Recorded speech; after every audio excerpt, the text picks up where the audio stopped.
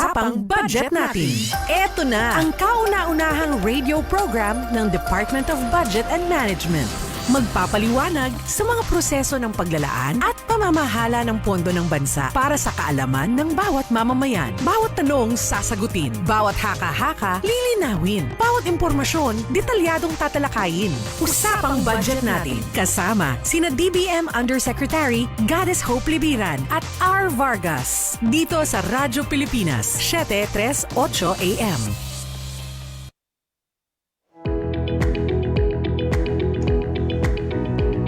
6 na minuto makalipas ang ika-6 ng gabi.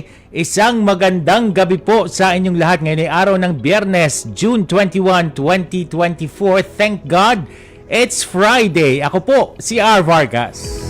Magandang gabi sa iyo, R. Magandang gabi sa lahat na nanonood po sa atin. Sa pangalan po ni DBM Undersecretary Goddess Hope Libiran, ako naman po si Jamie Quinto, makakasama po ninyo dito po sa programang Usapang Budget Natin, dahil budget natin ito. Ang ating pong programa, mga ka-budget peeps, ay hatid sa inyo ng Department of Budget and Management at napapakinggan sa Radyo Pilipinas 738 kHz sa pihitan po ng inyong mga radyo sa AM band. At sabay din po tayong napapanood sa Channel 3 sa mga gumagamit po ng TV Plus at sa Channels 45 to 49 naman sa mga gumagamit po ng For the Box. At syempre, via Facebook Live ng Radyo Pilipinas, napapanood din po ninyo ang Usapang Budget Natin sa FB page ng Philippine Information Agency at syempre pa sa Usapang Budget Natin page ng DBM. I-like at i-follow nyo po yan. Correct. Medyo maiiba po ang format ng ating program ngayong gabing ito. At dahil mamaya ay ilang sandali mula ngayon, magbibigay daan tayo sa presidential coverage at syempre tampok ang ating Pangulong Ferdinand R. Marcos Jr. Kaya naman bago po yan, narito muna ang ating Budget Talks. Usapang Budget Natin. Budget Talks.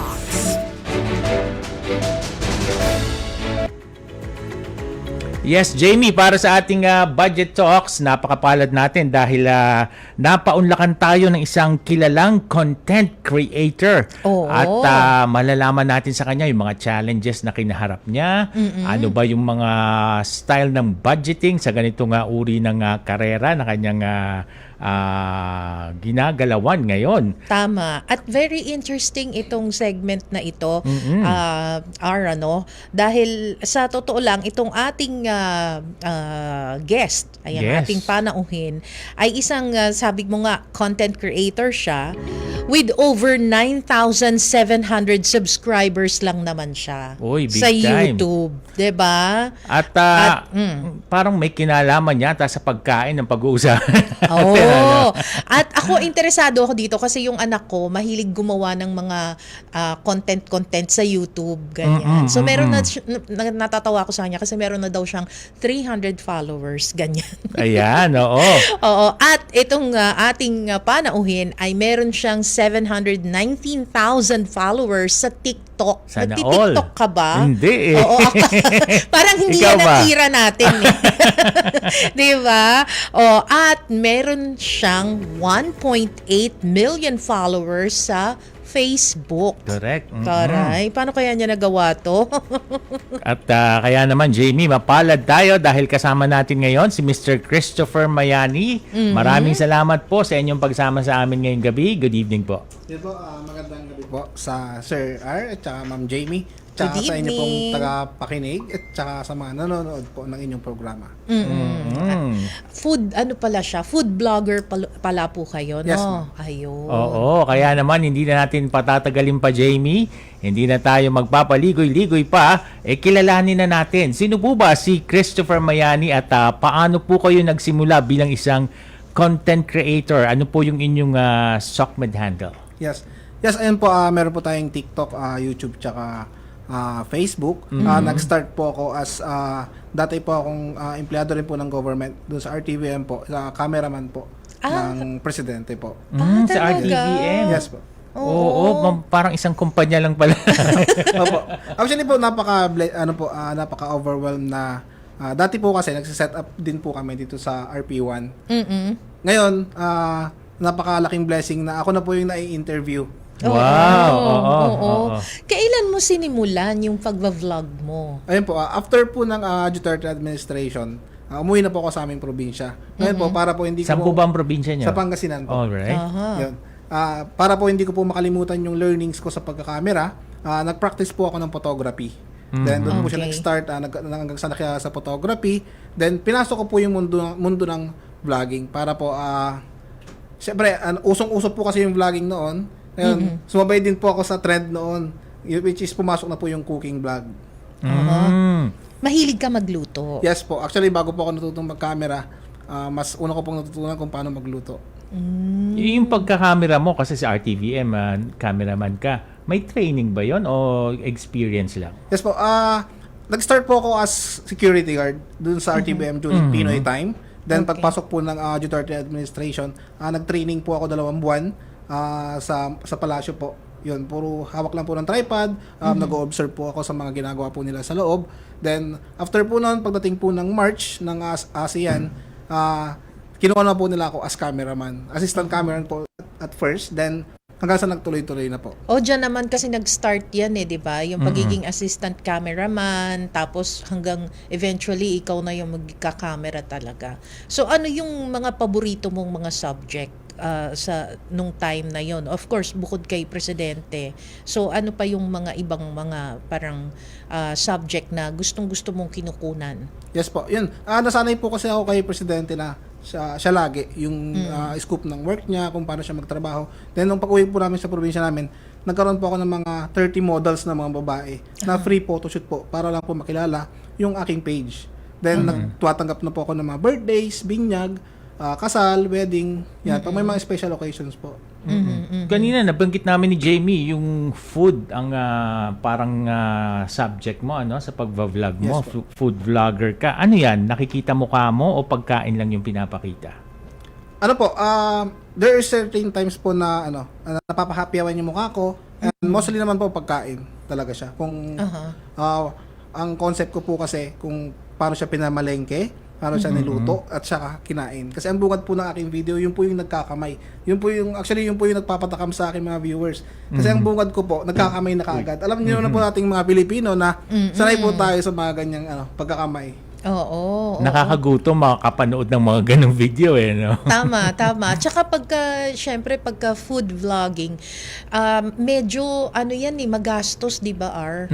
Kasi syempre, sabi mo, papakita pa doon yung pamamalengke. Yes po. So, ikaw ba mismo ang marunong ka mamalengke? Like, halimbawa, yung pagpili ng mga, kasi di ba, sorry, hindi ako Hindi ka domesticated na di ba meron, although nadidinig ko lang sa nanay ko din, pero like halimbawa sa pagpili ng karne, ganyan, paano mo siya pinipili na sa palengke? Yes po. Baka dating maalam ka na ba sa ganyan? Yes po, naging aware po ako kasi sanay ako sa Pasay dati.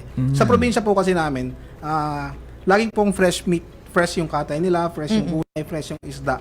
Kasi sa probinsya po kasi, halos lahat dyan, yung farm backyard farming. Yan. Tsaka sa pagpipili ng meat, dapat yung mas mapula. Tsaka yung mga dapat makahanap ka ng suki mo na magiging trusty mo na. Na alam mong daily po yung katay nila, tsaka galing po ng slaughterhouse. Tapos din po, sa pagbabudget naman po ng sa pinamamalengke namin, mas malayong mura ang gulay at saka mga bilihin sa probinsya. Kasi mostly din po yung mga gulay katulad po ng mga dahon na ampalaya, sa backyard lang po namin kinukuha, hiningi sa kapitbahay, yung mga kamote, hindi na kailangan bilhin. Sarap. So pagka ganun po, mas nakakatipid po kami sa budget Fresh, namin. Yes po. Tapos tabi rin po kami ng dagat, tapos meron din po akong bangka. Ngayon po, yung nakukuha ng bangka namin, minsan yun yung ginagawa kong content. Yung pagluluto, ikaw mismo yon? Yes po.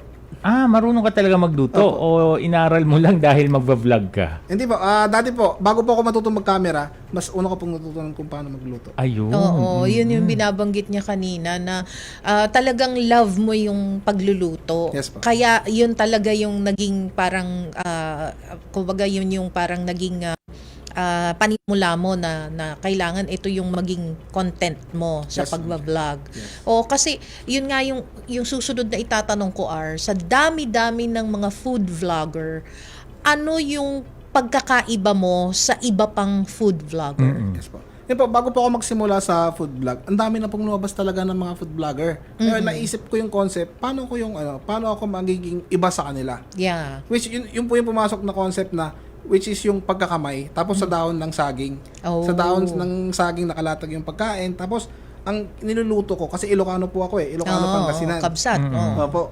So dalawa po yung alam kong cuisine, menu, mga lutong probinsya, yung Pangasinan tsaka sa La Union po. Ngayon po, madalang po ako makakita ng mga niluluto nila na dinengdeng. Tapos yung naka-incorporate po ng bagoong. Kaya ang ginagawa ko po, halos lahat ng mga leafy vegetable na pwedeng kainin.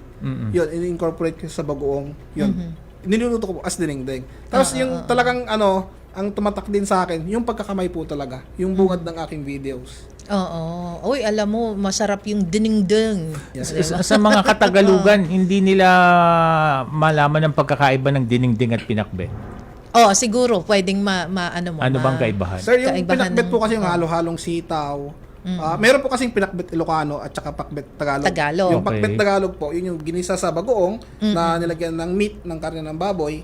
Tapos yung gulay na po na sitaw, ampalaya, okra. Minsan hinahaluan nila ng sigarilyas. Kalabasa. Oo. Tsaka yung kalabasa. Ngayon yung pakbet Ilocano naman po, yun po yung pinakuluan lang sa bagoong. Bagoong tas isda. luya. Tapos minsan nilalagyan ng sibuyas. Oo. Tapos bagong isda. Then yun po nilalagay na po yung gulay. Ang dinengdeng naman po kasi, yung mga leafy vegetable. Hindi ginisa yun, ha? Hindi po. Okay. Hindi, kulo. Okay. Pinapakuluan lang po sa tubig. Oo. Na may luya po. Oo. So yung dinengdeng, puro mga green Down. leafy vegetable. Yes po, down po. Ng, Oo. down ng talbos ng sitaw. Oo. Yan. Mga ampalaya, talbos ng ampalaya. Gumagamit ka ba ng lato? Yung parang mga grapes yun na maliliit. Di ba? Lato Parang seaweed. yung tawag Ay, yun doon. sa dagat. Oo. Oo. Yes ma'am, nagluluto po tayo. Ay nag-prepared po tayo nun. Parang ginugutom ako, R. Ako rin eh. Sana one of these days matikman natin yung luto ni Chris. Oo. Chris, for aspiring vloggers or dun sa mga creators na maging gustong katulad mo, ano yung pwede mong mai-advise sa kanila para mahanap nila yung kanilang niche sa ganyang larangan? Ayun po, magpatuloy lang po tayo. Ngayon po kasi, yung Facebook po kasi natin na personal profile, ginawa na po nilang page na pwede na yung pagkakitaan. Ngayon sa dami po ng mga competitors din sa vlogging, dapat mag-upload lang sila daily, then mag-isip lang sila ng niche o your content na uniform. Kung ano yung in-upload mo nung umpisa, dapat yung mga incoming uploads mo is same lang din po. That's daily upload po. Kasi pag nawala po tayo sa na-miss tayo ng isang upload, nakakababa ng engagement. Ang tanong kasi ng marami, Jamie, paano ang kitaan dyan?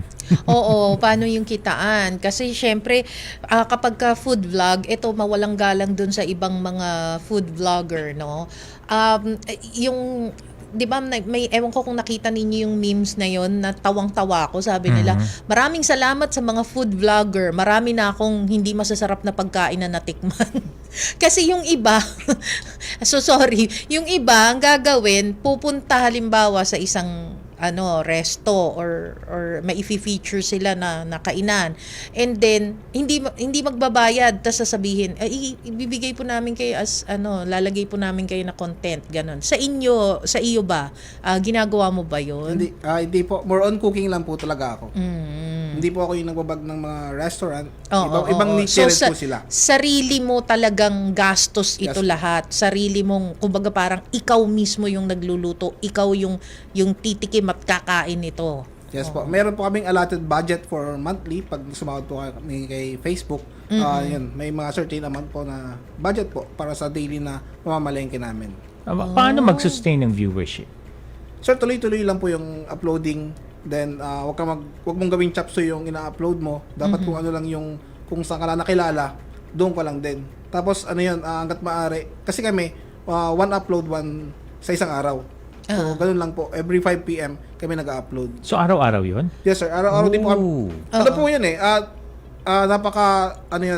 Double compensation po sa amin. Kasi daily naman po tayo gumagastos sa pagkain. Ngayon, why not i-vlog na lang? Doble kita pa. Kumbaga may kita ka na, may ulam ka pa. May sinasabi siya na 5 o'clock. Bakit 5 o'clock? Oh, ba't may oras meron eh? sa, anong meron sa 5 o'clock? Ayun po. As in, dun lang talaga yung window na dapat magba-vlog or mag-upload ng video? Yan, sa pag-upload po kasi, minsan kasi meron yung 10 a.m., meron po yung 6 a.m., then 3 p.m., then 5 p.m. Bali, napili po namin 5 p.m. kasi po, more on, ano na siya, yung mga tao na busy sa trabaho nila, tapos na. Nagsiuwian na, nagpapahinga na sa bahay. So, marami na pong user ng Facebook nun. Kaya mas Akala ko napili po parang namin. algorithm ng Facebook na baka parang mas maraming Kailangan na nanonood. 5. Oo. Yun din po yung, actually ma'am, yun din po yung algorithm namin, 5 p.m. 5 p.m. Yung pag-produce ng video, yung namalengke, nagluto, yung editing itself, o kung magvo-voice over ka pa dyan, mag-on cam ka, on the day itself, i-upload yun? Yes, sir. Kung ano po yung O nangyari may the day. nakabangko na? Sa ngayon po, wala po. Ah, Kaya po, after okay. po kasi nagbablog po kami, 2 to 3 hours. Matapos po kami ng 12 noon, then edit ko po ng 2 oras, tapos i-upload namin that day, 5 p.m. Ikaw rin ang nag-edit? Yes po. Meron ka mga Galing. editing na gamit, gano'n? Hindi po. Ano po, sa cellphone lang din po. Okay. Talaga? Okay, Alright, ang husay Ibang klase. Oo. Oo. So, curious talaga ako doon sa doon sa like halimbawa yung ginagawa mo. Kanina may pinakita dito hindi ko alam kung ano ba to, advocacy mo. Yung meron siyang siguro tapos mo nang lutuin tapos tama ba yung nakita ko may mga nakahilera na mga ano ito pinamimigay mo? Ganon? Ayun po, sumahod na kami kay Facebook. Nagkaroon po kami ng feeding program po para sa mga bata. Ngayon po, bali po yan, 100 children, kada elementary school dun sa aming bayan. Namimili po kami. Actually, ang goal po talaga namin is buong elementary school ng buong San Fabian po, yung bayan po namin. Galing Then, naman. yung na-reach po namin yung 1 million followers. Dinala ko si Jollibee sa aming barangay para doon sa 500 children. Kasi sa barangay po namin, ang dami pa pong yung hindi nakakain kay Jollibee, hindi nakita si Jollibee. Kaya po, bilang celebration ng aking 1 million followers, dinala ko si Jollibee sa amin. Oh, galing. Gaano katagal bago mo nakuha yung 1 million followers? Actually, sir, napakabilis lang din sa akin kasi ang vlogging ko po, magdadalawang taon pa lang po. Magdadalawang taon pero Oo. kumikita ka na. Opo. Yung pag-vlog mo, part-time lang yan? Meron ka bang ibang trabaho or nag-full-time ka na talaga dyan? Bali, nag-full-time na po. Baka po pwede Pwede pala mo yan. kami binibigyan mo tuloy kami ng idea ni R. Baka po pwedeng mabigyan mo ng idea yung mga tagapakinig natin. Magkano ba how much yung range? Hindi na namin tatanungin kung magkano yung nakukuha mo sa Bulong mo Facebook. na lang sa akin mamaya. Pero at least give us range kung magkano. At ito ba ay halimbawa si Facebook ba kino-consider ba yung dami ng subscriber o kailangan lang talagang mas maraming manonood as compared dun sa subscriber? Oh. Si Facebook po, nagbe-base po yung earnings namin base po sa views. Ngayon, kahit maliit lang po yung followers mo, kung lagi naman pong sinasuggest ni Facebook yung mga videos mo, yun po yung doon ka mag-earn ng mas malaki. Yun po. Tapos rin po, sobrang pasalamat ko rin sa vlogging kasi hindi lang po ako yung natutulungan. Bali, sa ngayon po, 6 po yung pinapasahod ko, 6 na pamilya.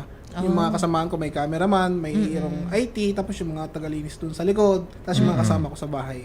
Oo. So, more or less mga how much? Ayaw nang sabihin, no? Mga po, mga 6 digit po. What? 6 digits? Kailangan mo ba ng voice-over talent? Nandiyan dito kami ni R. Grabe! 6 digits talaga. Tapos 2 years pa lang niya ginagawa ang bongga. Why naman. Facebook? But hindi sa YouTube or sa TikTok? Sir, kasi, mas una kong, na mas nag-focus ako sa Facebook. Ngayon, pag Okay. kasi, nung na-observe namin through the process, pag nakilala ka sa isang platform, Opo. ang hirap ang hirap din dalhin doon sa ibang sa YouTube ganyan. Ang hirap din siya ipa-trending kasi nag-trending na kami sa Facebook. Pero sa TikTok naman po kahit milyon-milyon yung views mo, walang kita ron. Unless mag-live ka tapos may magbibigay ng gift or mag-affiliate ka. Pero pag sa mga videos na lang siya, pampadagdag ng engagement para mas makilala ka sa iba't ibang platform po ng social media. Chris, paano mo minamanage yung kinikita mo bilang isang content creator at influencer? Ayun po, yun, tumutulong din po kami doon sa, hindi lang po sa ibang mga school, kumbaga, meron din po sa barangay din namin. Then, iniipon din, tapos planning na magtayo ng isang kainan sa barangay po namin. So malaking kita siya. Oo. Paano yung halimbawa mga tax, ganyan? Bawas na po siya. Kasi meron po kaming finilapan kay, yung sa tax po, dun sa... Kay Meta? Yes, kay Meta po. Ayun. Okay Ano daw tong Team Mayani, Chris? Sino-sino yung bumubuo nito? Yes, yan po, na-create po yung, bago po magkaroon ng cooking vlog, meron po yung Team Mayani na sumasayaw sa TikTok. Doon pa ako nag-start talaga na makilala sa social media. Yung mga kabataan, nagkaroon po ako ng 300 members po ng mga kabataan na sumasayaw po. Ako po yung cameraman nila since siyempre galing po ako dun sa dating trabaho ko na which is cameraman. Ako po yung nagka-camera sa kanila. Grabe yung yung videos niya kasi isang video umabot kami ng 72 million views. Pero yun nga lang po, hindi po kami monetize nung araw na yon, nung mga panahon na yon. Na-monetize lang kami nung nag-start na kami mag-food vlog. Okay. Pero sa when it comes to kitaan, ano yung kumbaga parang ano ang pinaka mas malaking magbigay? Yung TikTok ba?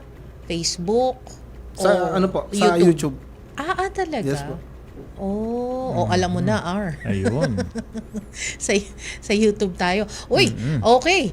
Sandali lang babalikan natin, no? Si Sir at mukhang nag-start na daw. Okay na? Okay, sige. Papasukin po muna na. Okay. Wala pa. Sige. Standby tayo muna. Alright. Sige. Antabayanan po ninyo at tayo po ay magpapasok ng presidential coverage sa ilang sandali po lamang, no? Oo. At this point, habang inaantabayanan natin yan, Chris, yung isa pang nais namin itanong sa'yo, ano ba yung mga pagbabagong naibigay sa'yo ng pagiging isang content creator? Malaki po sa pamilya ko kasi natutulungan ko na rin yung mga kapatid ko, yung mother ko, tapos yung mga gusto ko nabibili na rin. Tsaka yun nga, yung tulong namin sa mga bata na nakikilala kami sa social media. Oo. Ay teka muna bago natin siya pakawalan kasi yung anak ko nga 'di ba interesado din siguro dun sa mga iba rin na pahabol lang itong mga aspiring na mga vloggers. Ano yung pwede mong maipayo sa kanila?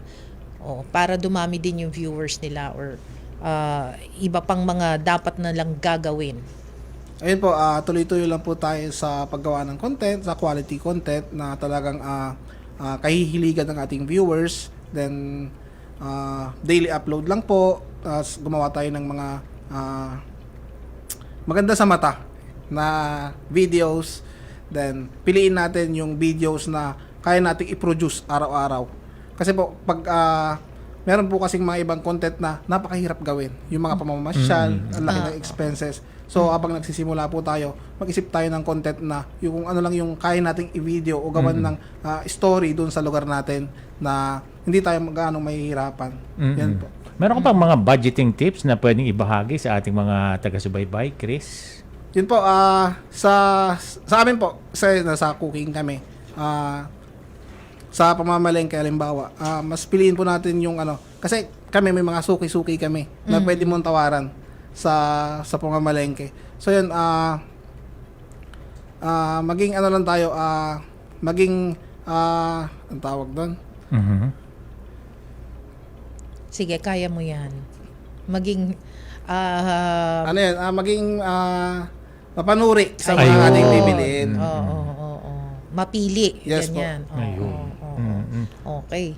Sige, baka may pa-shoutout ka or huling mensahe dun sa mga nakikinig sa'yo, yung mga followers mo, baka may pa-shoutout ka. Yes, go Pero ahead. gusto ko lang po pasalamatan lahat po ng bumubuo ng usaping budget natin ng under po ng DBM. Kay Chris Santa po, maraming salamat. Kay Sir po, na siya po yung na lagi ko nakakausap. Sa inyo, Sir, maraming salamat po. Opo. Sa aking mga team, sa aking mga supporters po, maraming salamat sa patuloy na pagsubaybay po sa aking mga vlog. At patuloy niyo po akong suportahan para makapaghatid din po tayo ng tulong sa mga kabataan. Yan po, follow niyo lang po ako sa Facebook, Christopher Mayani. Ayan, maraming Christopher salamat. Mayani. Christopher Mayani sa pagbabahagi ng iyong oras at karanasan sa mga nakasubaybay sa atin. Salamat po sa pagsama niyo sa amin. Thank you, sir. Thank you, ma'am. Salamat po. Ayan, si Sir Christopher Mayani, isa po siyang food blogger. Yes. Oo. At kapatid natin sa media, Oo, di ba? taga-RTVM, mo. oo. Yes. Pero ngayon ay full-time food blogger. Correct, correct. Okay. So, Ay, bago tayo magtapos, Jamie, gusto ko lang i-shout out yung aking sister from Texas. Birthday niya bukas, si Ate Cecil Vargas Anunciacion. Happy birthday. ayun. At habang inaantabayanan natin yung pagpasok ng presidential coverage, ano ba, magpapaalam na ba tayo? Yes, closing na. O sige, Yes. magpapaalam na po tayo. At baka maiiwan pa ako dito. Oo. Salamat sa pagsama mo sa akin. Gusto mo bang samahan pa kita? Pwede naman. Sige. Di ba? Oo. At dyan po nagtatapos ang usapang budget natin sa pangalan po syempre ni DBM, Undersecretary Goddess Hope Libiran. Ako po si Jamie Quinto. Salamat, Jamie. Samahan niyo po kami muli sa susunod na Biyernes, alas 6 hanggang alas 7 ng gabi. Dito pa rin sa himpilan ng Radyo Pilipinas. Napapanood din tayo sa telebisyon. At syempre via Facebook Live ng Radyo Pilipinas, Philippine Information Agency at Usapang Budget Natin page ng DBM. Antabayanan niyo po ang presidential coverage na tampok ang ating Pangulong Ferdinand R. Marcos Jr. Ako po si R. Vargas at ito po ang Usapang Budget Natin. Dahil budget natin ito. Usapang Budget Natin. Eto na ang kauna-unahang radio program ng Department of Budget and Management. Magpapaliwanag sa mga proseso ng paglalaan at pamamahala ng pondo ng bansa para sa kaalaman ng bawat mamamayan. Bawat tanong sasagutin, bawat haka-haka lilinawin, bawat impormasyon detalyadong tatalakayin. Usapang Budget Natin kasama sina DBM Undersecretary Goddess Hope Libiran at R. Vargas dito sa Radyo Pilipinas 7:38 AM. Hahatid ng impormasyon. Siguradong malaman at kapaki-pakinabang. Paano ba nakakaapekto ang social media sa parenting? Sinabi nating heart failure, hindi na maayos mag-pump. Prenuptial agreement. Ano ho itong kasunduang ito? Bakit mahalaga ito? Magaan na talakayan ng mga paksang hindi araw-araw napapag-usapan. Tampok natin ang isang uri ng sining na kung saan binibigyang buhay ang mga lumang litrato. Ito po ang inyong programa sa Lam Radio kung saan pag-uusapan natin ang iba't ibang mga talakayan, balita at mga impormasyon. Radyo Pilipinas, 7:38 AM. Sa balita at impormasyon, tapat sa pag-uulat. Mula sa Presidential Communications Office at Radyo Pilipinas Nationwide, ito ang Presidential Live Event. Mga kaibigan, pakinggan po natin si Pangulong Ferdinand R. Marcos Jr. JB, narito tayo ngayon sa Ayuntamiento de Manila. Pakinggan natin ang speech ni Pangulong Ferdinand Marcos Jr. sa send-off ng mga miyembro ng Paris Olympics. Thank you to our Commission Chairman, Richard Bachman. Please take your seat. I made sure that I'm in the appropriate uniform for the event that we have this evening.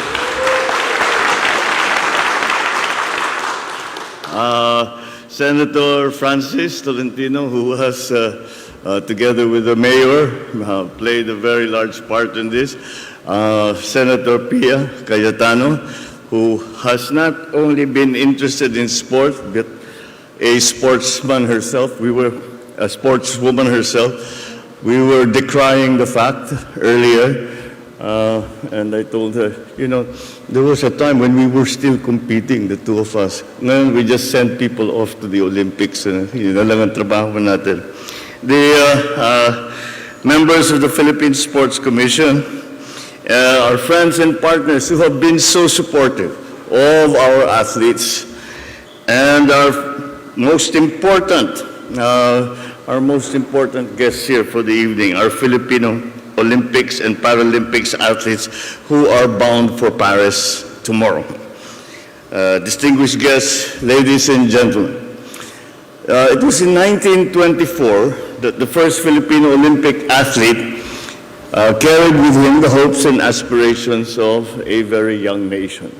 A world-class sprinter during his time, David Nepomuceno, who was mentioned earlier, was a beacon of potential and promise. He embarked on a journey that not only defined his life, but also blazed a trail for future Filipino athletes. He laid the groundwork for these athletes who are going now. He demonstrated that our nation can stand tall on the global stage when it comes to sports. So, fast forward now to 100 years on. We gather here today to perpetuate the legacy of that determination and excellence that Philippine athletes have bravely demonstrated all throughout the years. More than a send-off, this is an opportune time to get inspiration from the countless athletes who have carried our flag with pride throughout the years. Imagine the scene at the 2020 Tokyo Olympics. Heidelin Diaz Naranjo stands before the barbell, the weight of history resting on her shoulders. And as she hoisted that heavy weight above her head, she lifted the hopes of the entire nation. Her victory, the first Olympic gold medal for the Philippines, resonated across the entire country, a beacon of what can be achieved with perseverance and unwavering faith. She was not alone. Nesty Petesio, Carlo Palam, Yumer Felix Marcial, their silver and bronze medals stood right next to her, embodying the same spirit of perseverance and sacrifice and discipline and excellence. Their successes were not personal victories only for themselves. They were a triumph for every single Filipino, especially young Filipinos who dared to dream of reaching such great heights, who dared to believe that they could achieve what could have been considered as impossible. So the athletes that we are sending to this year's Olympics embody the quintessence of that Filipino spirit, a spirit that knows no bounds, thrives on adversity, and dares to break any barriers put before them. As we gather tonight to give our well-wishes to our athletes embarking on the 2024 Paris Olympics, my heart swells with pride and optimism. I see before me men and women who have sacrificed countless early mornings, long afternoons, late nights in pursuit of perfection. From humble beginnings to the world stage, each of you has woven a tapestry of courage, of discipline, of sacrifice, and of strength. Your stories speak not just of feats of athleticism, but your growth as a firm, relentless, and forever reaching your dreams like every Filipino. And we have invested in those dreams. We have tried to support the sports movement here in the Philippines. We have granted 52 million pesos for the preparation, training, and participation of Filipino athletes in the 2024 Paris Olympics. For this year alone, over 1.1 billion pesos in sports through the PSC has funded the aspirations and future of Filipino athletes. We continue to rehabilitate our major sports facilities, such as the Rizal Memorial Sports Complex, the Field Sports Complex, to give our youth a fitting stage to improve and to showcase their talents. And presently, we are finishing the National Academy of Sports System in Tarlac and the Philippine Sports Training Center in Bataan to train, to hone, and to develop present and aspiring athletes for future competitions. So on top of all these efforts, I direct the Office of the Executive Secretary to release to the Philippine Sports Commission any funds to help support the preparation and participation of our athletes in these upcoming Olympics.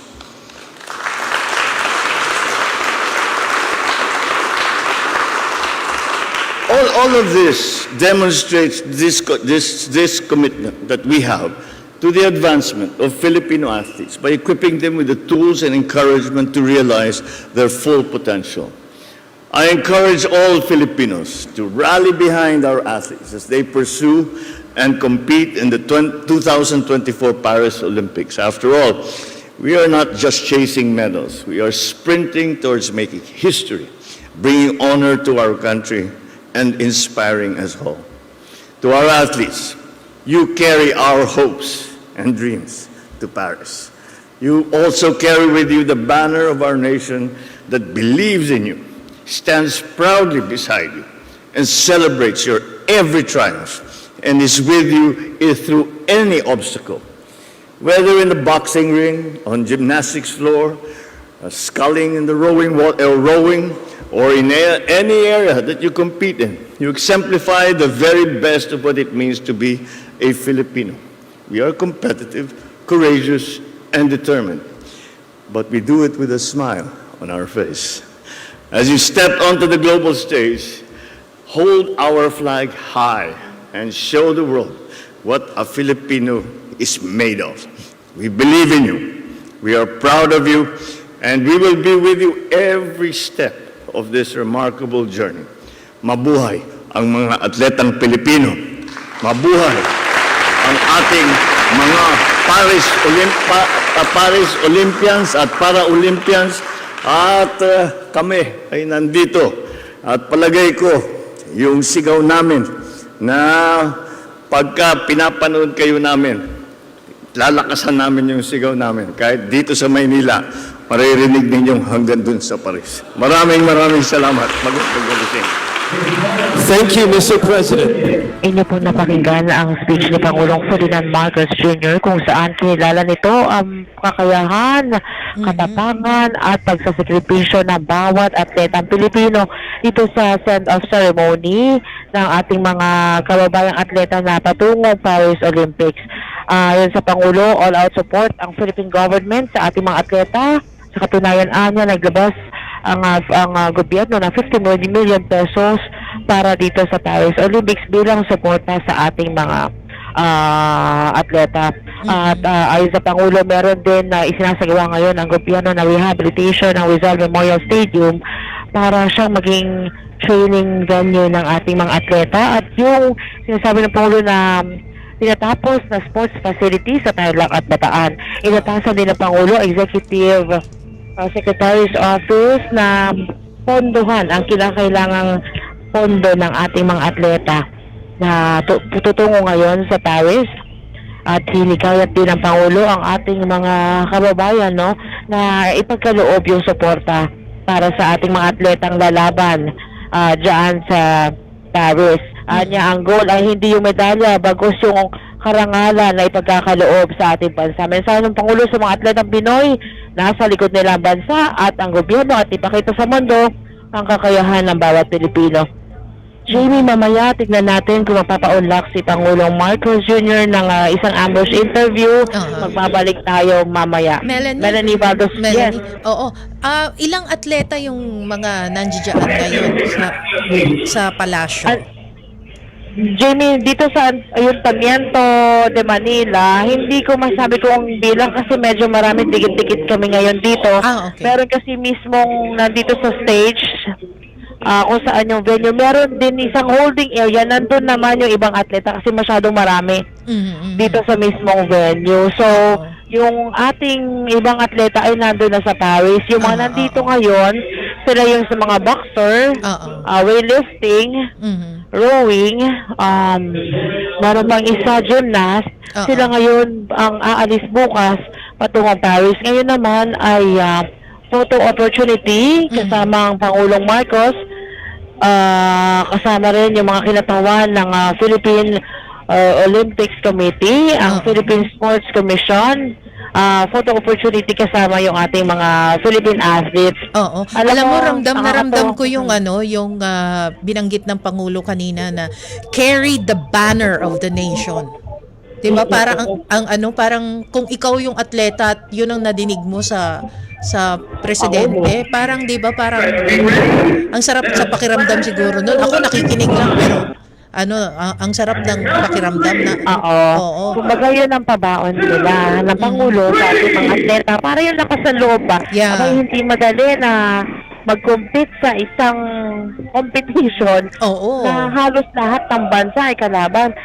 Kanina kinilala nga ng Pangulo si Heidelin Diaz. Siya yung kauna-unahang gold medalist ng Pilipinas. Sabi niya, hindi naman niya hinihingi na mag-uwi kayo ng medal, no? Basta galingan nyo at ibigay niyo yung kakayahan. Sabi niya, sobra-sobra yung sakripisyo na ipinamalas nitong ating mga atleta. Kaya naman ang Philippine government buong suporta para sa ating mga atleta. 52 million at meron pa binanggit ang Pangulo na 1.1 para sa Philippine sports. So, sa training nila. Itong ating mga atleta nga alis ngayon kasama Jamie kasi ang Paris Olympics ay magsisimula July 26 to August 11. Mauuna sila doon kasi meron silang 1 month training sa Mer, France. Kasi ang Olympic parang July, tama ba? July 26. July 26 nag-start. To August 11. So, 1 month pa, may isa pang buwan. So, yung ating mga atleta, yung iba, nandun na sa Paris. At itong aalis ngayon, meron silang 1 month na day allowance para mag-training. Ito daw yung, sabi kanina ng PSC Chair PSC Chair Bachman, sabi niya, ito yung kauna-unahang pagkakataon na bibigyang oportunidad yung ating mga atleta na mag-training doon sa Met France. So, para... Kasi syempre, isa sa mga i-consider yung yung weather, 'di ba? Syempre dito, iba yung panahon dito, unless unlike doon, kung doon sila mismo sa Paris magte-training, 'di ba? At least yung katawan nila maka-adapt din sa weather. Maka-adapt agad, hindi yung biglang sabak. So, maka-adapt yung kanilang katawan plus yung kasi yung training natin dito sa Pilipinas, syempre yung facility natin, maganda na parang madamanan na nila agad habang nagpa-practice, habang nag-training na yung parang kung ano yung haharapin nila dun sa mismong Olympics. Alam mo, nakakatawa, first time ko nakita si Carlos Yulo.